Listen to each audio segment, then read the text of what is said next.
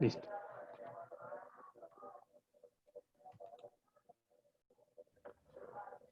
Ok. Entonces, Pastor Alejandro Castilblanco, me gustaría primeramente, como le hemos dicho, vamos a iniciar directamente con las preguntas. Entonces, como primera pregunta, a un estudiante, justamente Daniela Cordobés, la pregunta de ella es si, en cuanto a la historia bíblica de la Iglesia, sabemos, bueno, perdón, si la historia bíblica de la Iglesia es formativa, ¿existe algún periodo o episodio de la Iglesia apostólica que podría considerarse formativo para la Iglesia actual? Yo quisiera que Daniela contextualizara un poquito esa pregunta para poderla entender un poquito más. Hola, buenas tardes. Yo soy Daniela.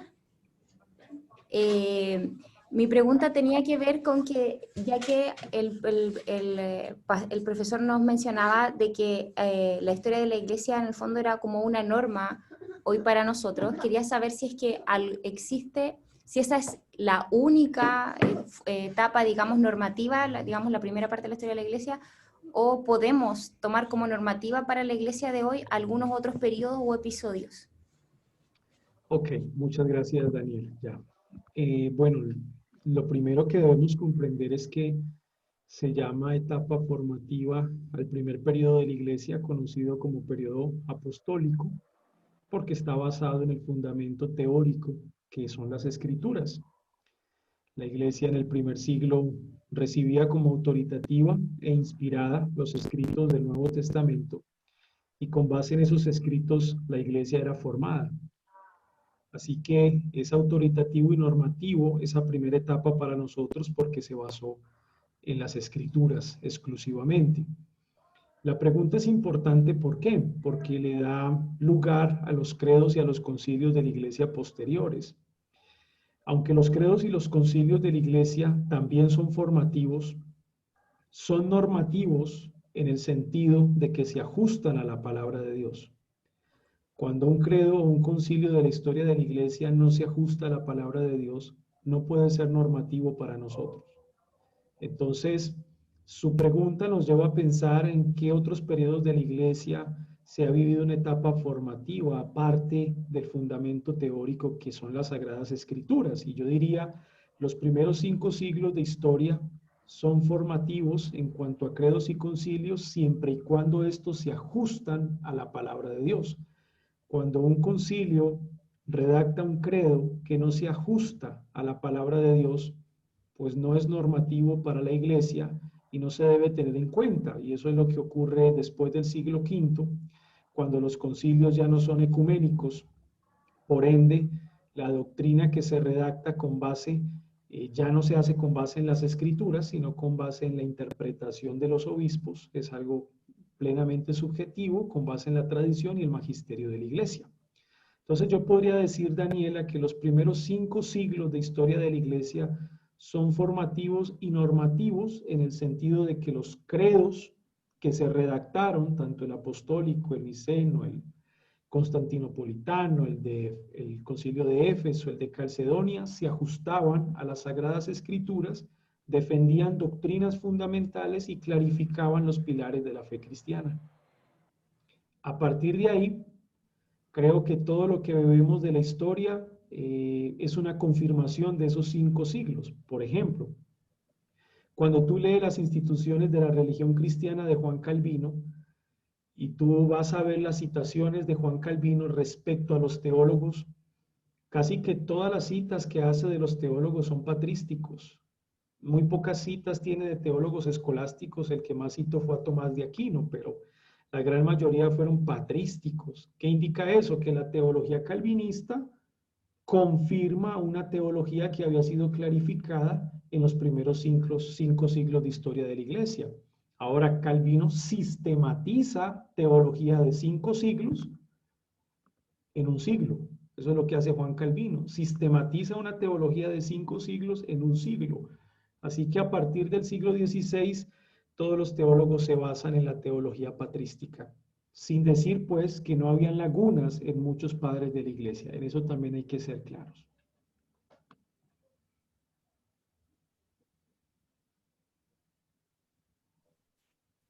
Muchísimas gracias por la respuesta, me quedó mucho más claro. A ti, Daniela. Ok, entonces avanzamos. Hay una pregunta también interesante de nuestro hermano Sebastián Mesa Serrano, en la cual dice, bajo la doctrina reformada, ¿sería preciso establecer que la Iglesia y su historia comienza en Pentecostés y no con los creyentes del Antiguo Testamento? No la podemos considerar como que inicia en Pentecostés porque precisamente los reformadores dejaron claro en sus confesiones de fe, tanto de Londres 1689 como Westminster 1647, particularmente los capítulos 25, 26, que son los de la eclesiología, que hay una iglesia del Antiguo Testamento y hay una iglesia del Nuevo Testamento. Y efectivamente los reformadores creían que la iglesia del Antiguo Testamento fueron todos los creyentes del Antiguo Testamento. Y la iglesia del Nuevo Testamento inicia en Pentecostés. O sea que la Reforma siempre vio una iglesia que inició desde Adán. Por eso cuando nosotros hablamos de la iglesia del Nuevo Testamento, pues tenemos que hacer ese énfasis y esa clarificación. Es iglesia del Nuevo Testamento porque inicia en Pentecostés. Pero no es la única iglesia que inicia ahí. En el Antiguo Testamento ya había una iglesia. Es más, el punto de análisis de la iglesia del Antiguo Testamento lleva a bautistas y a presbiterianos a establecer diferencias en sus posiciones teológicas. La forma como un bautista interpreta la iglesia del Antiguo Testamento lo hace bautista. La forma como un presbiteriano interpreta la historia del Antiguo Testamento lo hace presbiteriano. O sea que ambos, dentro de la Reforma, contemplan una iglesia en el Antiguo Testamento, pero tienen interpretaciones diferentes. Y esto es un tema más eclesiológico. Los unos, bautistas, interpretamos esa historia que hace parte de un antiguo pacto, pero en el nuevo pacto con el Pentecostés hay un nuevo pacto superior al antiguo y se unifica en un solo cuerpo exclusivo. Los presbiterianos, por otra parte, ellos van a crear una analogía y efectivamente su interpretación de la iglesia del Antiguo Testamento va a arrojar un paidobautismo en el Nuevo Testamento. Va a haber una analogía entre la circuncisión y el bautismo. Entonces, ambos consideramos una iglesia en el Antiguo Testamento, pero dependiendo de la interpretación, somos bautistas o somos presbiterianos. Esa fue la visión de los reformadores. Ok, muchas gracias. Me gustaría si está el hermano Sebastián Mesa para que, si le acabo claro la respuesta. Sí. Tenía esa duda porque el expositor como que hablaba de la iglesia que comenzó en Pentecostés. Entonces, pero me quedó claro en el enfoque. Perfecto, la iglesia del Nuevo Testamento. Excelente. Ok, tenemos también otra pregunta. Nuestro hermano Raíli Montero pregunta, ¿podemos considerar que el abandono de la fe por parte de los líderes debido a la persecución ideológica que el mundo ejerce contra los cristianos en la actualidad sea un acto de purificación de la iglesia ordenado por el Señor, puesto que sale a la luz que tales ministros eran falsos? Me gustaría igual que el hermano Raíli, si está presente, voy a dar su contexto de la pregunta.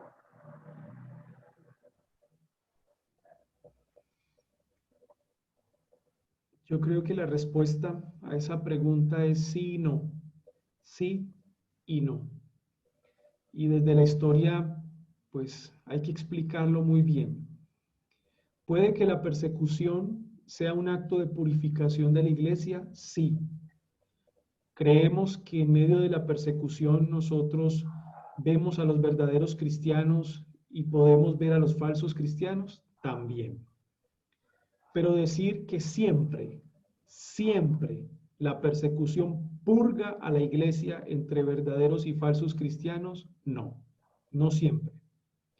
Es más, dentro del periodo de la historia antigua está la famosa digamos, el famoso problema con los donatistas, que a San Agustín le tocó, pues efectivamente, responder. ¿Y cuál era el problema que tenía con ellos? El problema era que las persecuciones se agudizaron muy fuertes en los tiempos de Diocleciano, por ejemplo, y en los tiempos de Galerio y en los tiempos de Septimio Severo. Y particularmente recuerdo un emperador, 259-261, Decio. Y Decio promulga un edicto donde dice que a los cristianos no se les debe matar, sino que se les debe torturar. No matar, sino torturar. ¿Y cuándo se le debe matar a un cristiano? Ya después de que lo han torturado muchas veces. Ahí sí se le aplica la muerte. Bueno, si no renuncia a su fe.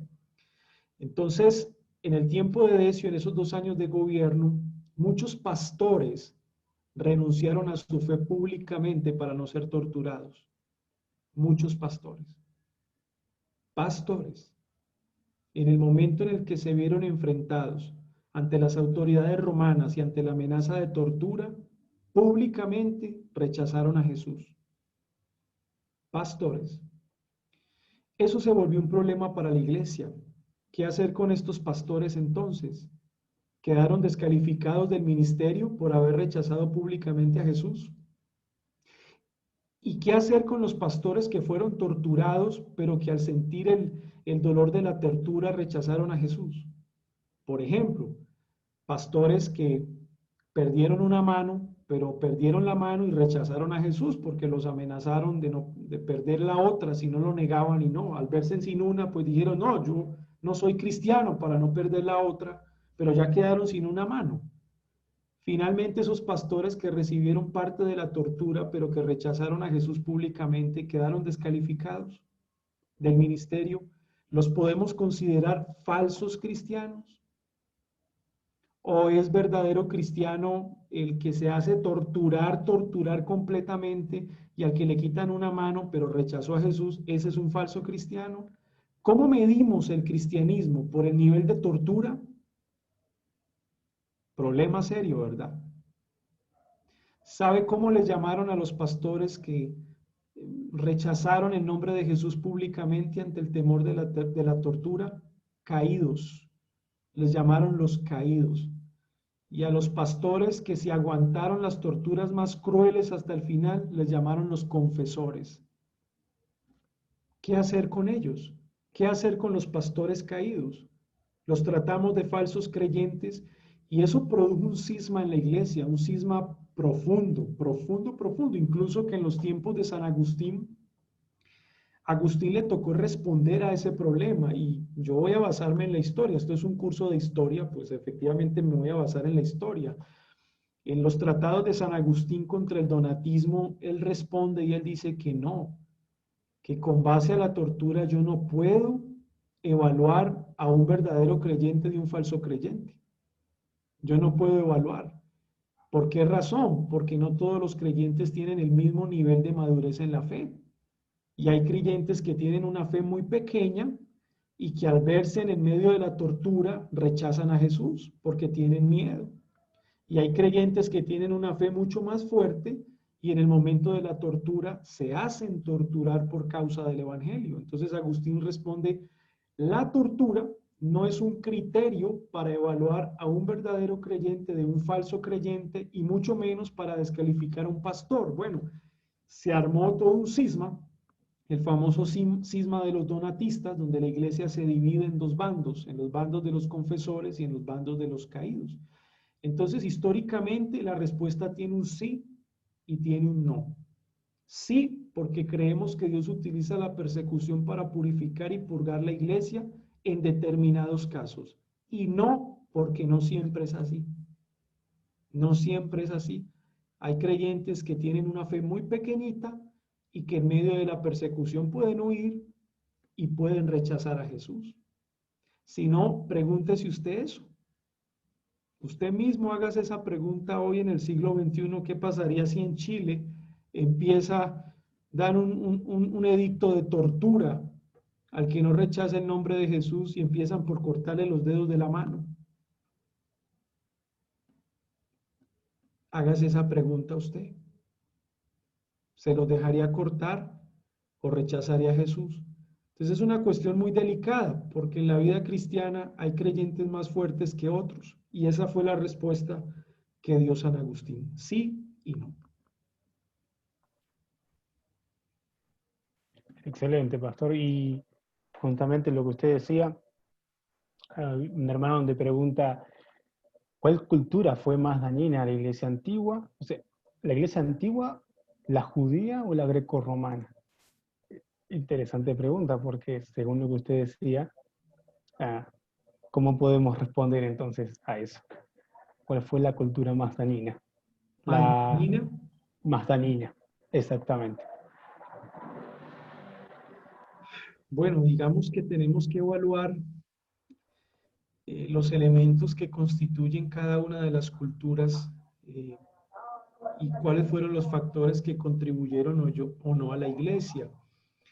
Evidentemente los judíos desataron la primera persecución contra la iglesia y los judíos lapidaban conforme a la ley, al Pentateuco. Los romanos se sometían al derecho romano y también tenían sus penas de muerte brutales. O sea que ambas culturas finalmente aplicaban la pena de muerte. ¿Por qué llevaron a Jesús a la cruz? Llevaron a Jesús a la cruz por el empuje del Sanedrín, por el empuje de los saduceos y por una manipulación de la comunidad judía en Jerusalén. Estos hombres manipulaban la comunidad, tanto los saduceos como los fariseos, y finalmente le aplican una pena de muerte romana como lo fue la crucifixión. O sea que hay dos culturas articuladas para aplicarle la pena de muerte a un inocente. Yo diría que ambas culturas son igual de... ¿cuál fue la palabra que usaste? Dañina. Ambas culturas son igual de dañinas, efectivamente, ambas. Y aquí tenemos que ser, digamos, muy críticos porque ambas culturas contribuyen a la historia de la iglesia, pero ambas culturas persiguen a la iglesia. O sea, ambas culturas son dañinas y ambas culturas contribuyen positivamente. Entonces, hay aspectos negativos de las dos y hay aspectos positivos de las dos. Yo creo que ambas, y se ve en la muerte de Jesús. Lo que le pasó a los judíos es que la cultura grecorromana, pues efectivamente lo superó, y tras la caída de la ciudad en el año 70 y la destrucción del templo a manos de Tito, el general romano, pues efectivamente las sectas más importantes del judaísmo fueron exterminadas, exceptuando al fariseísmo, que fue perenne debido a que su fundamento está en la Torá. El resto de las sectas fue diluida. Los esenios en la comunidad de Qumrán que tenían fueron arrasados por los romanos. Los saduceos desaparecen porque desaparece el templo, luego se va a ver es una figura borrosa de ellos, y los celotes son exterminados en la guerra del 66 al 69 por parte de los romanos, incluso entre guerras civiles en Jerusalén. O sea que a los judíos no les benefició finalmente la cultura grecorromana porque los aplasta, quedan expatriados y solamente hasta 1948 retornan a un lugar de tierra. O sea que ambas culturas igual de dañinas, pero también tienen factores contribuyentes.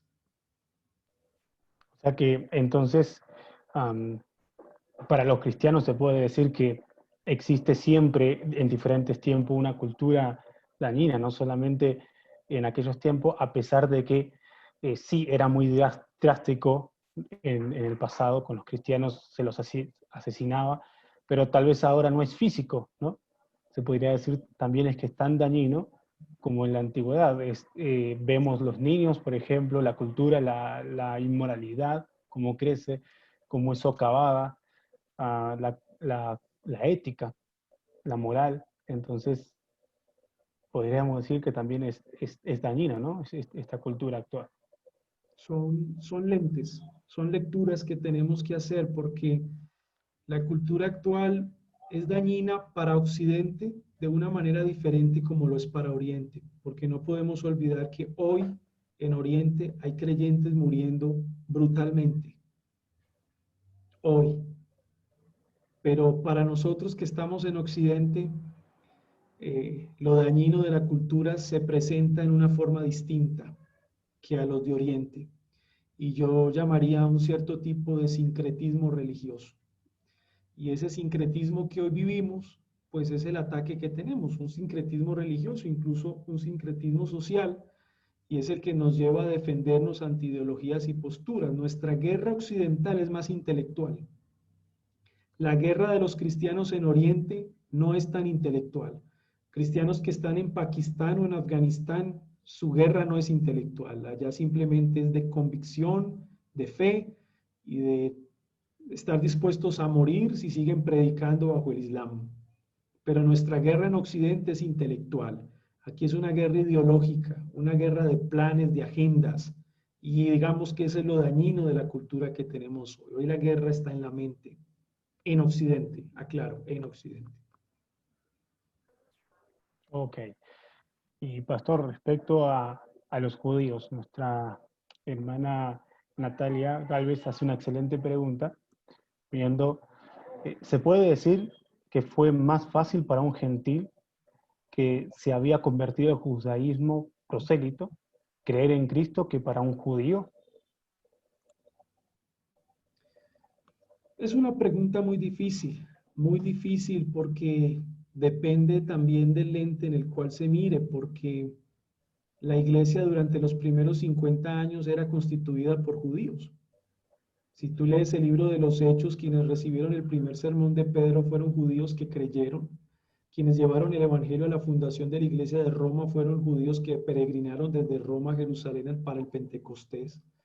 O sea que la iglesia empieza su origen con base de judíos, judíos que creen en el evangelio, no habían gentiles ahí. Es más, cuando usted lee Hechos capítulo 6, que es el capítulo de los 7 servidores, de donde sale el principio de los diáconos, usted se va a dar cuenta que el texto dice los hebreos y los griegos. Bueno, los griegos que aparecen en el capítulo 6 no son gentiles, son judíos helenistas de habla griega. O sea que los gentiles empiezan a entrar a la iglesia posteriormente. La base era judía, judíos que habían creído en el Mesías. Ahora, si hacemos un ejercicio comparativo entre judíos y gentiles, pues obviamente se van a ver más hostiles los judíos y por eso a Pablo lo echaban de las sinagogas. Y con base en ese ejercicio comparativo, podemos quizá pensar que era más fácil para los gentiles. Sin embargo, es una cuestión muy subjetiva porque es que finalmente para que alguien crea en el Evangelio se requiere un milagro en el corazón. Entonces es que no hay de otra. No hay de otra, es un milagro en el corazón y el que aplica el milagro tiene el mismo poder de abrir el corazón a un judío como a un gentil.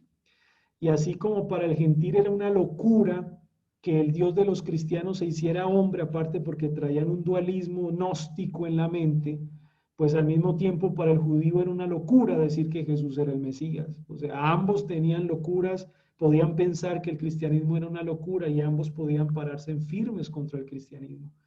¿Quién decide eso, mi hermano? La soberanía de Dios. La soberanía de Dios hace que para uno sea más fácil que para otros. Excelente, sí. Sí,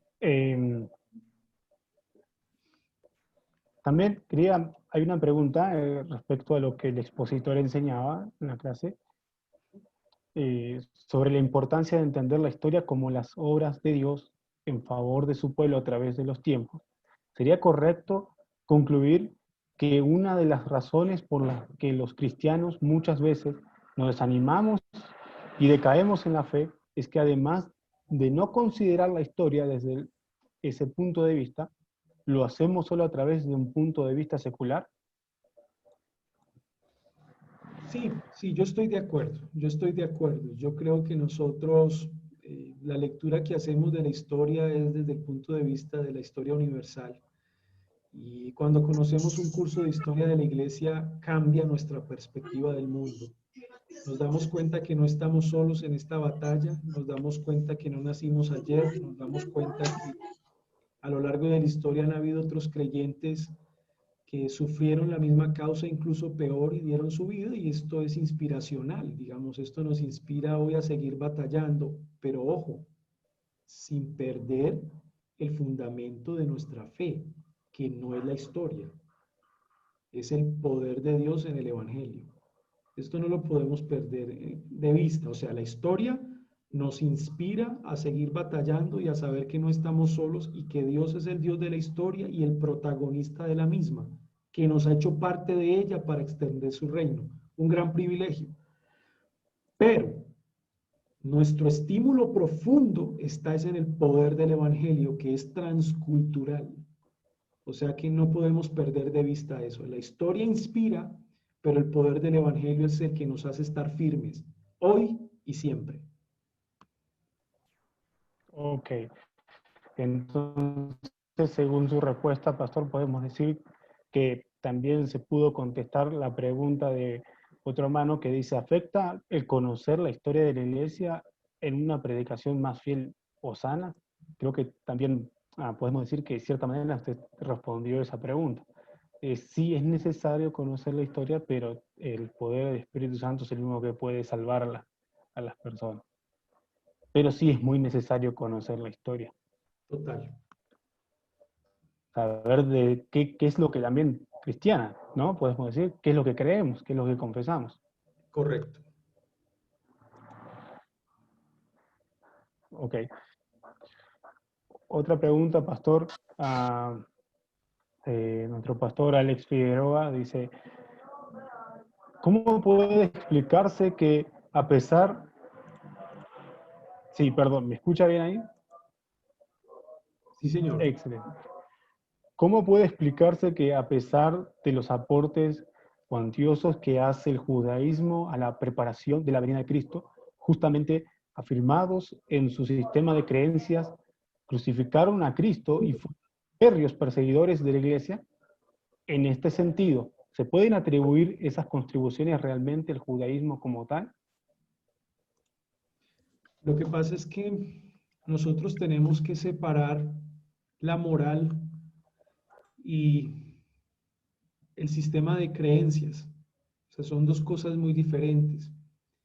El sistema de creencias judío contribuye al cristianismo en muchos sentidos. El judaísmo practicaba un monoteísmo ético que se ve en el cristianismo. El judaísmo nos entrega la Tanakh, que es, digamos, si desglosamos esa palabra Tanakh en las consonantes TNK, Torah, Nevi'im, Ketuvim, ley, profetas y escritos. Ellos nos entregan el Antiguo Testamento. Jesús era judío, por supuesto. ¿Cómo no decir que no contribuyeron? No podríamos tener un espíritu antisemita. Pero todo ese sistema de creencias es una cosa. El sistema de creencias es una cosa. Y otra cosa es la moralidad, o sea, la dureza del corazón. Y creo que aunque la cultura judía nos aporta un sistema de creencias que prepara el camino al cristianismo, la dureza del corazón de los judíos crucificaron a Jesús. O sea, a Jesús realmente no lo crucificó el sistema de creencia judío. A Jesús lo crucificó fue la dureza del corazón de los judíos, que es diferente. Igualmente, los aportes que hace la cultura grecorromana no crucificaron a Jesús. Es decir, lo que crucifica a Jesús es la dureza de los gobernantes romanos que no son capaces de ser objetivos y de negar la propuesta del Sanedrín y de los fariseos de la pena de muerte en Jesús. No fueron capaces de hacerlo por intereses personales, ¿verdad? Había dureza en el corazón. Entonces, una cosa es el sistema de creencia judío que prepara el camino al cristianismo y otra cosa es la dureza del corazón de los judíos. Usted puede ser muy inteligente, pero muy pagano. Usted puede ser muy inteligente, pero muy ateo. Y me llama la atención algo, y es que el salmista cuando trata el ateísmo no lo trata a nivel intelectual. ¿Se han dado cuenta? Dice el necio, en su corazón no hay Dios. O sea que el salmista no trata el ateísmo desde la parte intelectual, sino desde la parte moral. El ateo es ateo no porque intelectualmente no lo pueda comprender, no pueda comprender la existencia de Dios. El ateo es ateo porque su corazón está endurecido y no lo quiere aceptar. ¿Ven? El problema es moral, no es de sistema de creencias o un sistema intelectual. Entonces, en ese sentido hay que hacer la separación. ¿Sí contribuyen los judíos? Por supuesto que sí, pero por la dureza de su corazón fue que crucificaron a Jesús.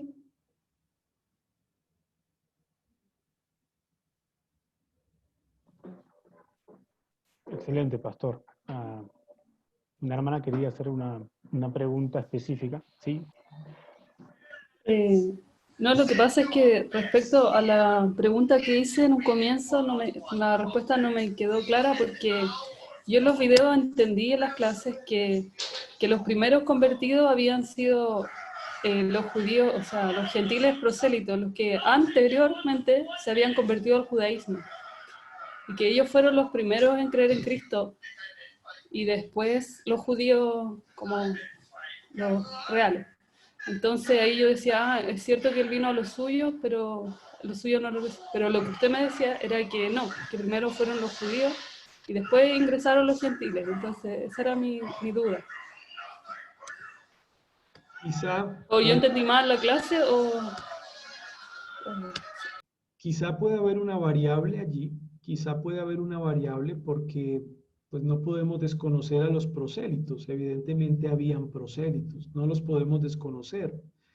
Sin embargo, digamos, para unificar tu pregunta con la respuesta, es que debemos entender que la primera etapa del origen de la iglesia realmente era una etapa judía, y aunque pues hayan sido prosélitos, pues eran prosélitos, o sea, finalmente se convirtieron al judaísmo primero.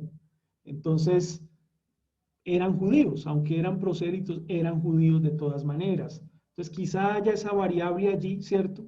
Pero en síntesis yo creo que podemos decir que la primera etapa fue judía y posteriormente es que vemos la entrada de gentiles no prosélitos en masa a la iglesia.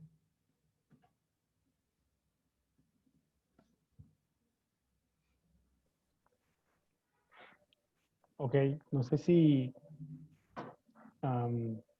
se respondió con la respuesta, si... Ok, Natalia, bien. Ok, avanzamos entonces. Un hermano pregunta, ¿cómo armonizamos que la plenitud del tiempo era el instante correcto de Dios para la manifestación de su Hijo, con el rechazo voluntario y constante, no solo de judíos, sino de gentiles al Evangelio de Cristo?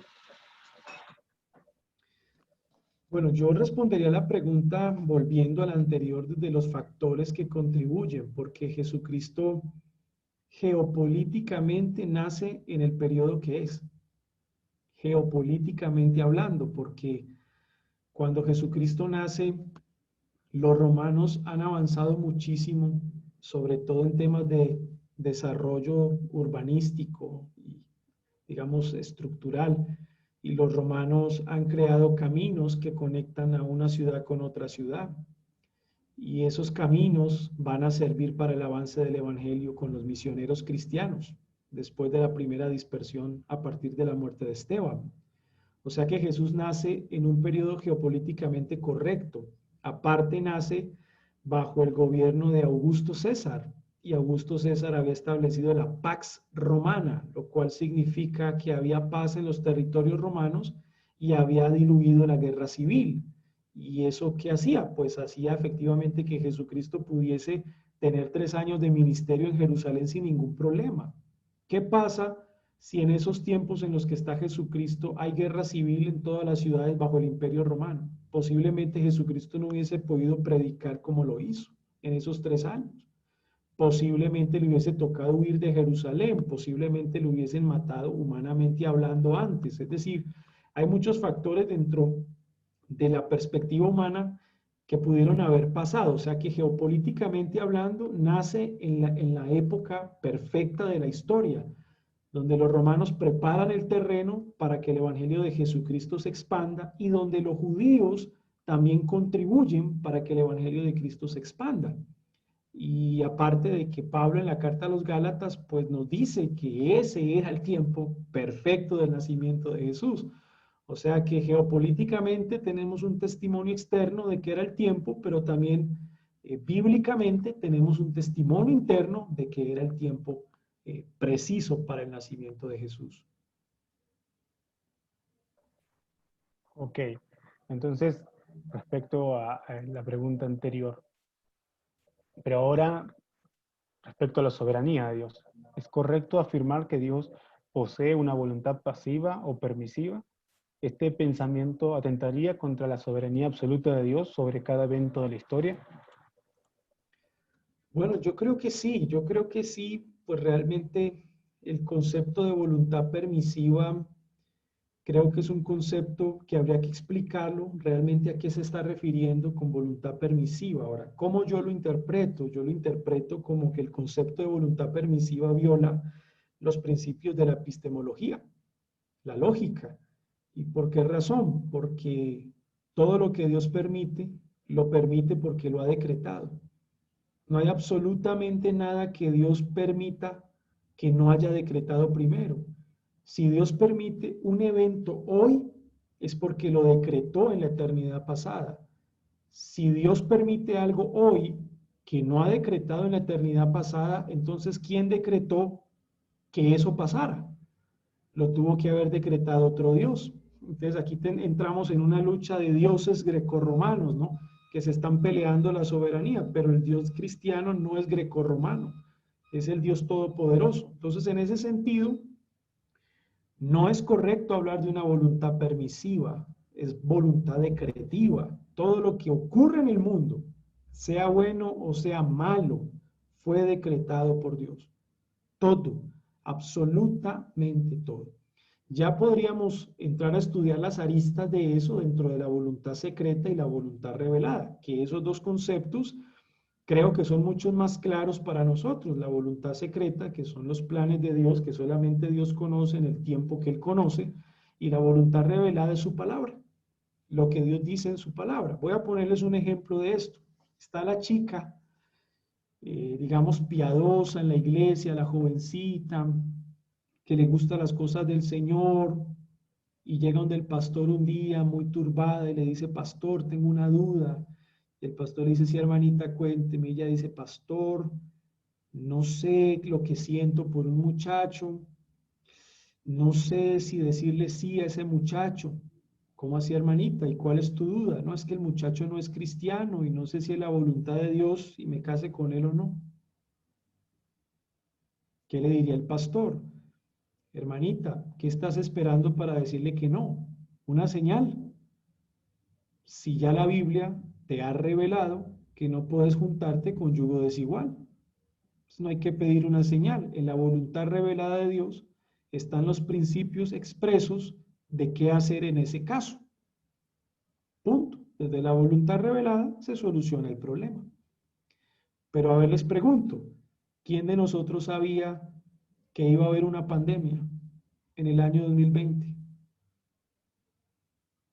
Ninguno de nosotros sabía eso. O sea, realmente fue algo que simplemente vino, ocurrió y lo tenemos que afrontar. ¿Quién lo sabía? Dios. Eso es voluntad secreta. Estaba en la Biblia, en el año 2020 va a haber una pandemia. No, en la Biblia dice que habrán pestes. A lo largo de toda la historia habrán pestes, pero la Biblia no dice que en el año 2020 habrá una pandemia mundial. Eso es algo secreto. O sea que sí podríamos hablar de una voluntad secreta y una voluntad revelada, pero no creo que sea bíblico hablar de una voluntad decretiva y por contraste de una voluntad permisiva.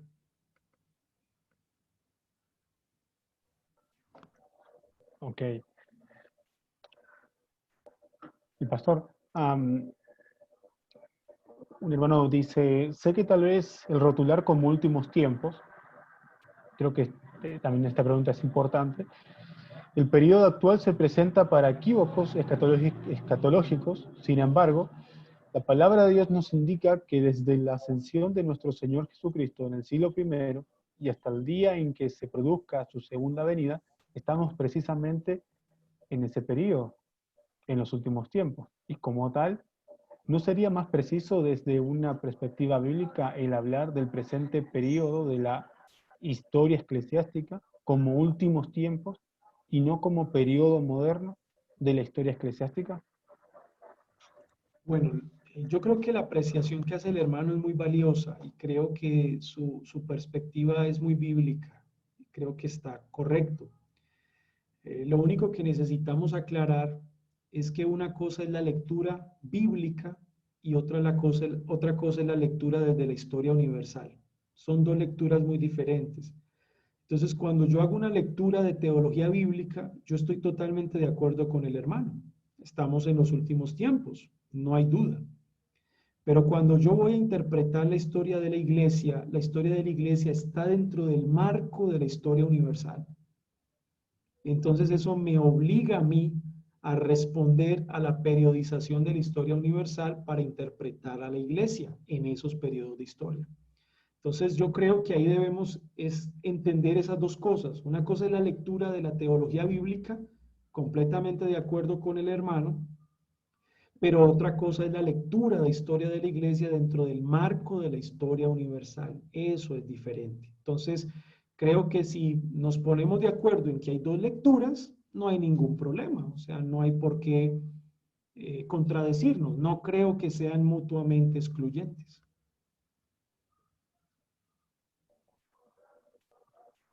Ok, muchas gracias, Pastor, por la respuesta.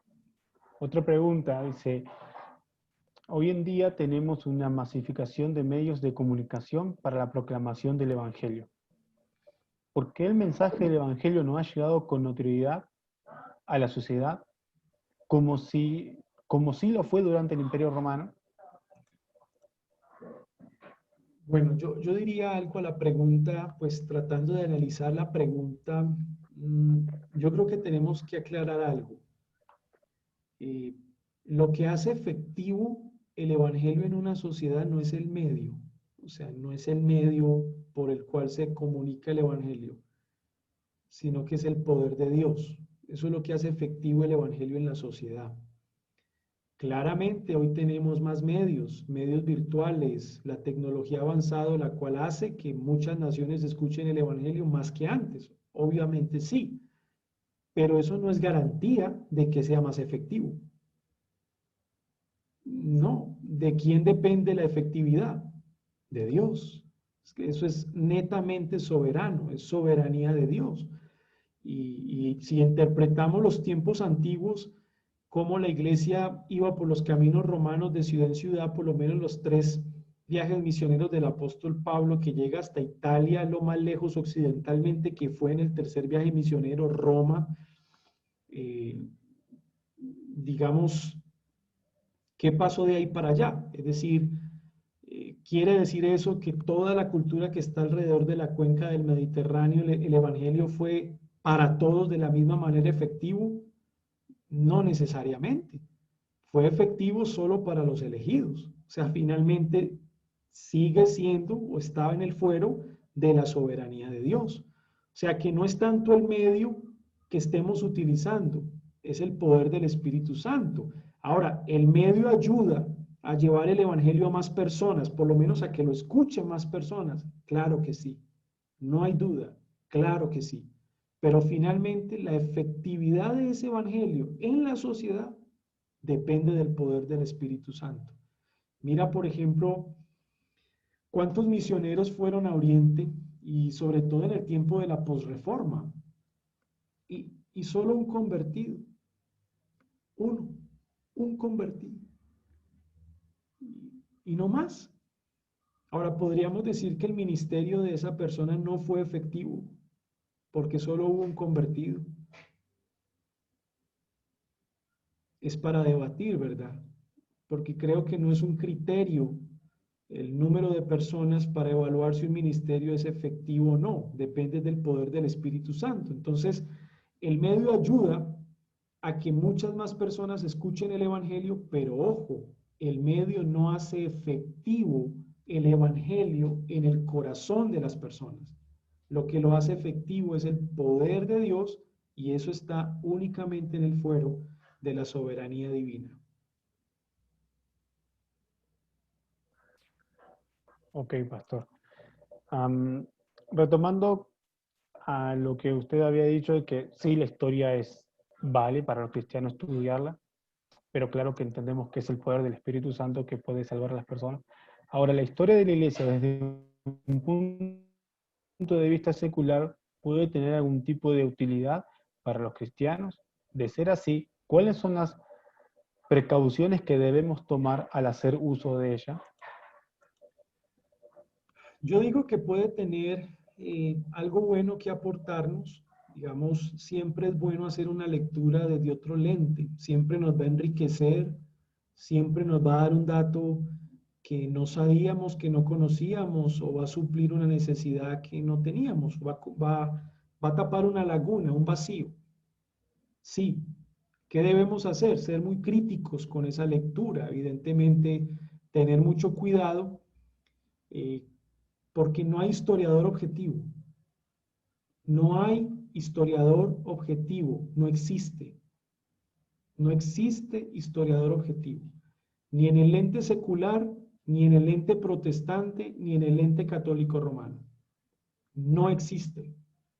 Entonces, finalmente, mi consejo es leer a los historiadores protestantes, porque creo que se ajustan más al testimonio bíblico de la historia, sin tomarlo todo, porque el historiador protestante también tiene un prejuicio cuando narra la historia. Entonces, leemos historiadores protestantes, sí, porque se ajusta al testimonio bíblico, y quizá leemos un historiador secular que enriquezca un poco ese conocimiento de la historia, pero con mucho cuidado, con mucha precaución, y no recomiendo que se lea sin antes leer la historia de la iglesia desde el lente protestante.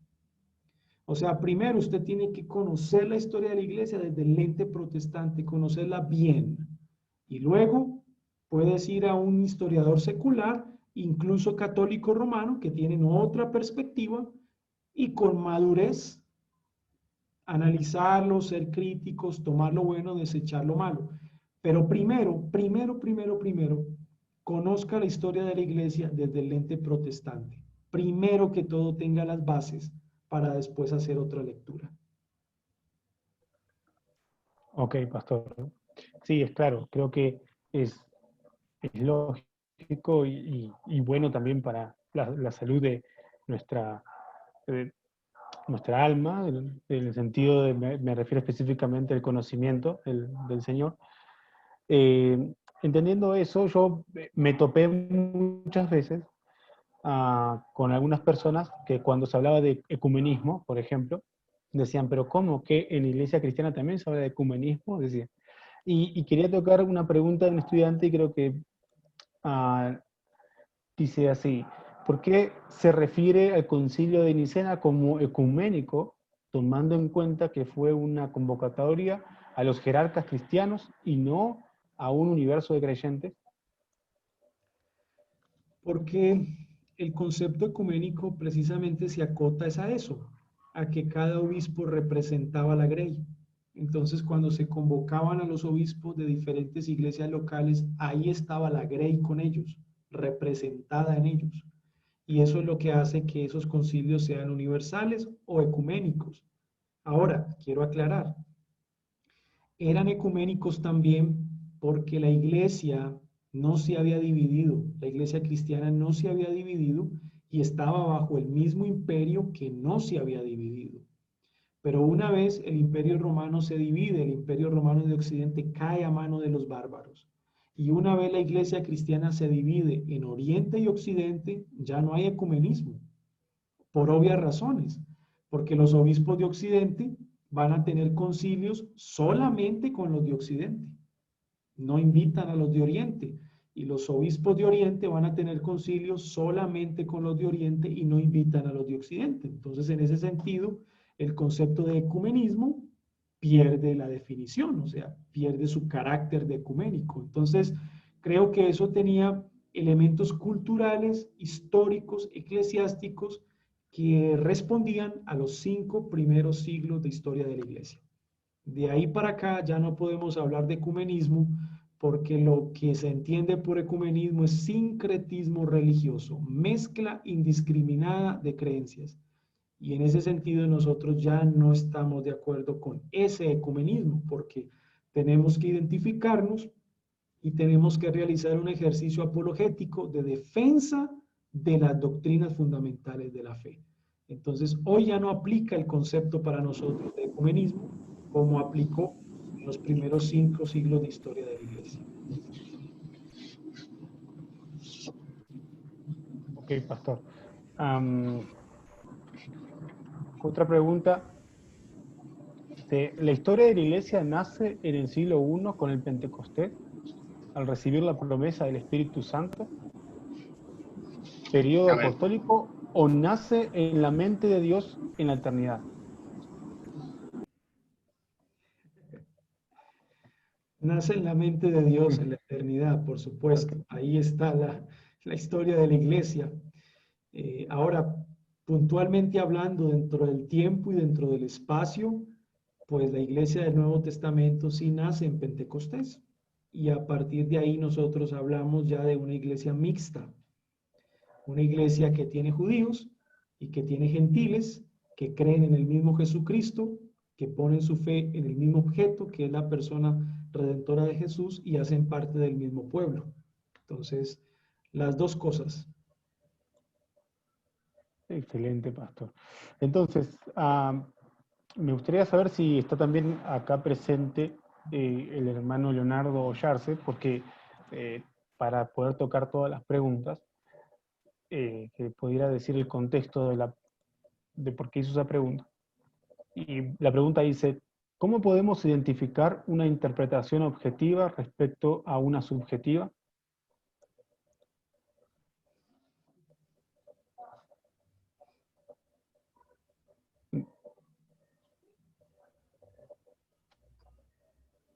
No sé si se ve, hermano. No. Sí, es respecto a la historia. ¿Cómo, Sí, hermano. cómo podemos identificar una apreciación que sea realmente objetiva sin el desgaste subjetivo? ¿Podemos confiar en la crítica, en la baja crítica? Pues esa es una buena pregunta, sin embargo es una pregunta muy compleja, muy compleja porque, como yo les decía, primero no hay historiador objetivo, no lo hay. Un historiador protestante puede decir, voy a partir sin cero presuposiciones a relatar la historia y miente. Finalmente, la historia que va a empezar a componer va a basarse de la presuposición protestante que él tiene de la iglesia. Entonces va a mentir. Lo mismo que un católico romano, lo mismo que un secular. Ahora, ¿qué creo que nos puede servir a nosotros para estar seguros de lo que leemos y tener una crítica? Cuando usted crece en la lectura de la historia, usted pasa de ser un lector positivista a ser un lector crítico. Me explico, un lector positivista es el que da todo por hecho. Entonces ustedes se leen a Justo González y todo lo que dice Justo González es palabra de Dios. No hay duda. Eso es ser un lector de la historia positivista, pero eso se entiende cuando uno no tiene nivel histórico, bagaje histórico. Eso es normal. Pero una vez usted tiene bagaje histórico, ¿y cómo se adquiere el bagaje histórico? Porque ha leído muchos libros de historia, ha leído a muchos autores protestantes, ha leído autores católicos, ha leído autores seculares, y hay cosas en las que todos están de acuerdo. Todos están de acuerdo. Todos están de acuerdo que esos eventos ocurrieron, que esas causas se dieron, que esos efectos se dieron, que ese problema se solucionó de esa manera. Todos están de acuerdo. Y ahí te conviertes en un lector crítico. Por ejemplo, cuando ustedes leyeron a Justo González y él habla de Blandina, creo que era Blandina, aquella mujer que pues el Imperio Romano la obligó a rechazar su fe. En caso de no rechazarla, le aplicaban una tortura brutal. Creo que era Blandina, la otra era Perpetua, Felicidad. Son varias mujeres dentro de los mártires. Justo González dice que efectivamente a Blandina la mata el Imperio Romano por su fe, porque era una verdadera creyente. Paul Johnson, en Historia del Cristianismo, dice que el Imperio Romano mata a Blandina porque era una revolucionaria,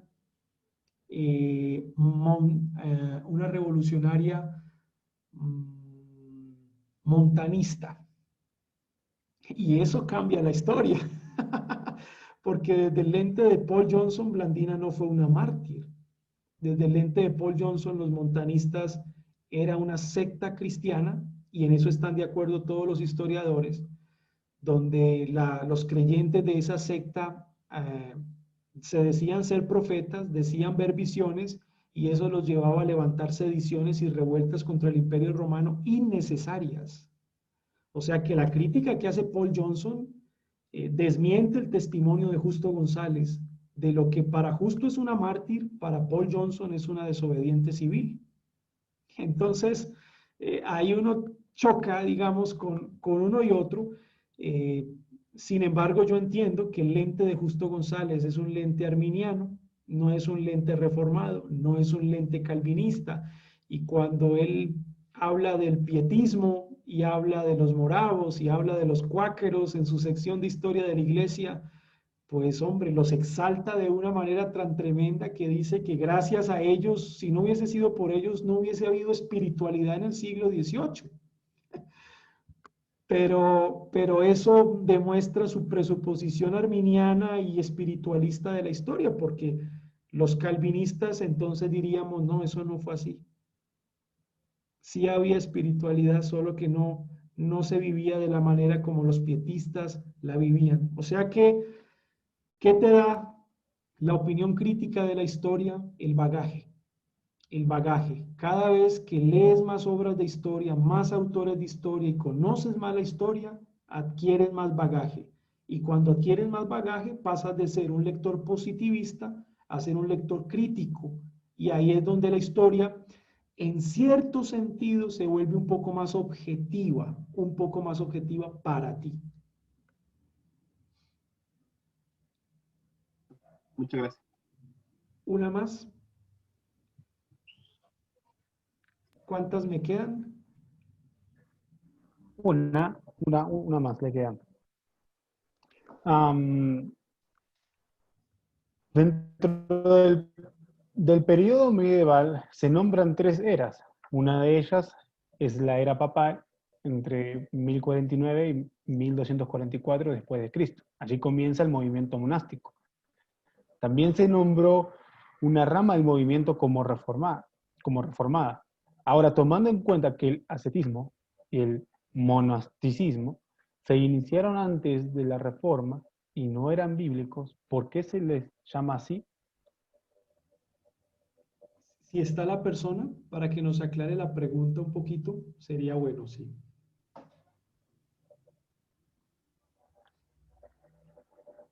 Sí, nuestro hermano Arturo Cifuentes y, a ver.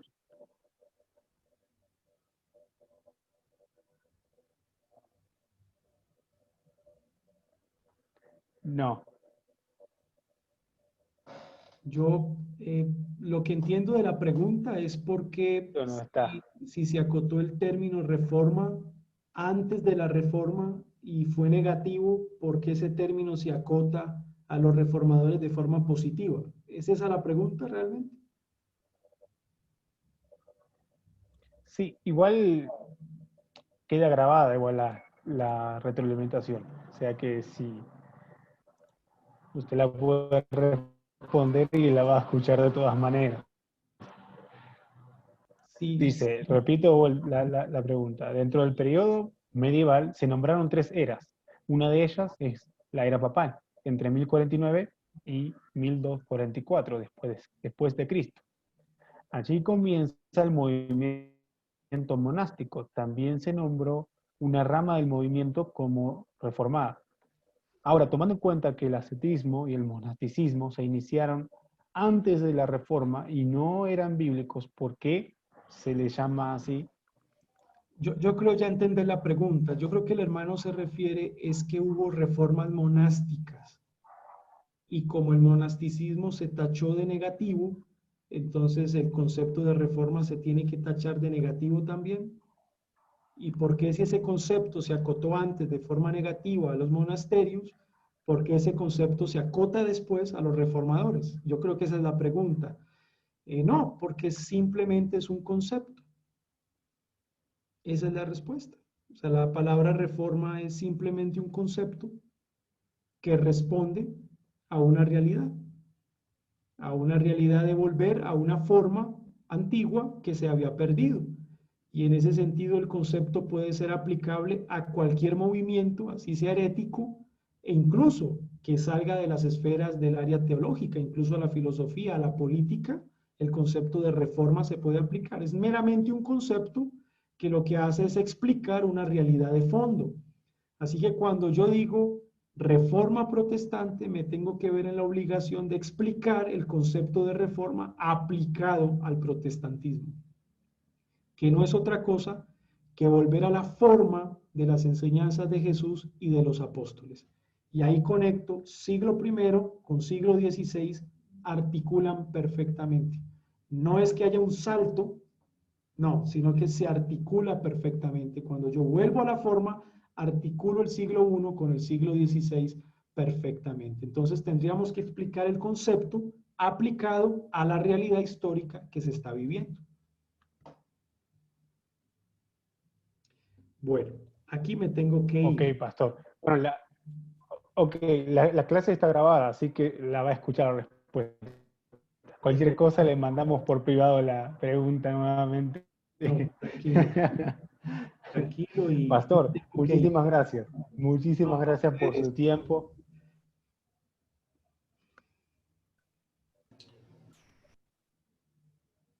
Ahí está. Estamos muy agradecidos, Pastor, por el tiempo y, bueno, fue muy importante.